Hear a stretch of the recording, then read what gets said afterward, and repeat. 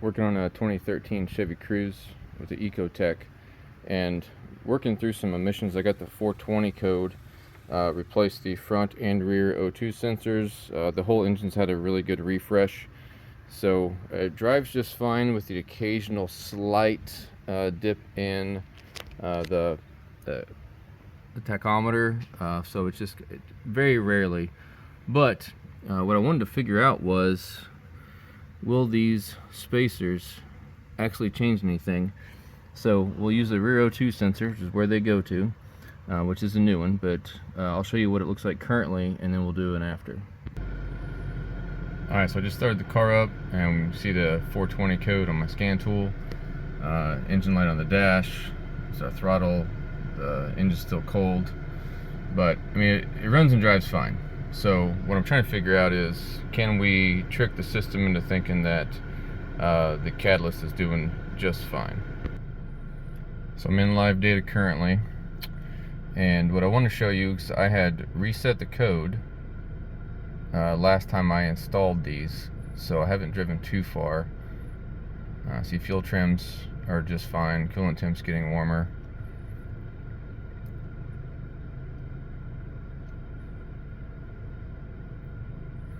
Looking for, so there's your bank 1 sensor 1 and bank 1 sensor 2.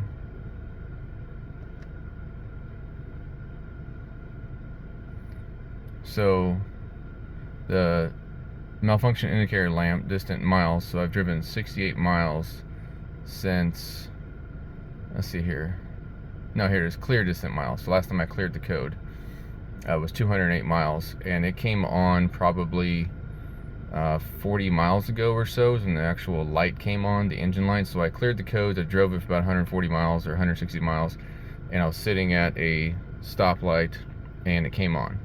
Now, part of the code coming on in a 420 for the Chevy Cruze is I think it's 5 drive cycles, and it happens while at idle as opposed to while driving, because it's reading the idle numbers. So cat temp's 1,000, closed loop.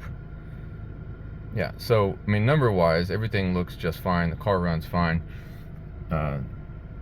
You can see the throttle's doing just fine, the RPMs, but occasionally it has a little blip, but not very often at all. So all that being said, like, the car runs fine, so will the oxygen sensor spacer have an effect on anything? So what I'm going to do is I'm going to clear the codes, and then I'm just going to go through several drive cycles and see how many miles it takes. So I'm at 160,711 miles, and I'm going to clear the codes, erase codes, yes, done, engine lights off. So I'm going to swap out, put the spacer on it, and then from here I'll drive it until something changes, or I go several hundred miles and it doesn't come back on, and I'll let you know. Once you get your oxygen sensor out, your downstream oxygen sensor, you'll take your spacer, which I just got from Walmart online, and we're going to put a little bit of anti-seize on the threads here, and we'll just thread it down into that same hole, and then we'll take this and thread it into here.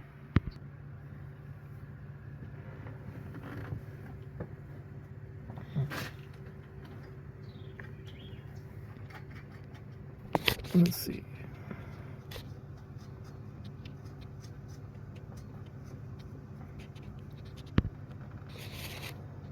Alright, so mine happens to fit really nice right here. You can get some that have a bend or an angle to them, and that's a 7/8 socket size. So we'll just tighten it down a little bit. Okay, it's snug now. And we'll put just a dab of anti-seize on the O2 sensor for the new slot. Just feed your O2 sensor into the spacer.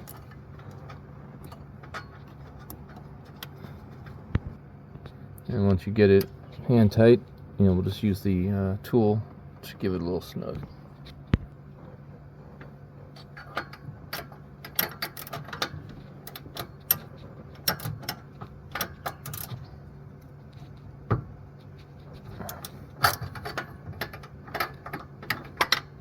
here on the oxygen sensor and not the bit down below it.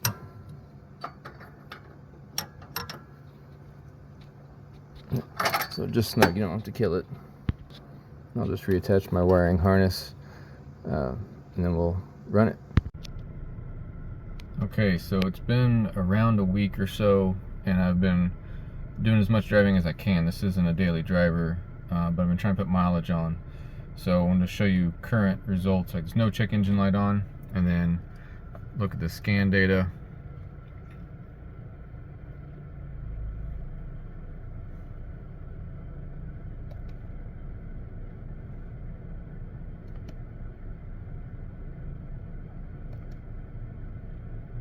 So malfunction indicator lamp distance, I made an error the last segment.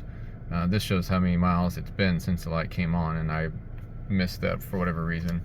But at the time it was 68 miles driven that it was on, and cleared distant miles at the time. So here's my notes on this. That was the original mileage, how many miles that had been driven with it on, the light on, and I reset it 208 miles prior, so this was the mileage at the time. So the distance driven before the malfunction indicator lamp was 140 miles at the time. Current mileage is where I'm at, 160,890, and distance driven was 179 miles, which actually matches with the scan tool. So the mileage on the dash matches. So as of right now, no check engine lights back on, nothing weird's happening. I'm not going to have this car a real long time, so I probably won't be able to get a lot of mileage out of it to verify how long it might take. But it didn't come back on as quickly as it had the past few times that this code's popped in. So I'd say, I guess it's at least worth a shot depending on what you're trying to accomplish. It's worth 10 bucks getting them and putting them in. So if you guys have other findings, you know, put them in the comments and share with other people. And if there's an update that I have, I'll just put it in the notations down below. I hope to help you out. Thanks.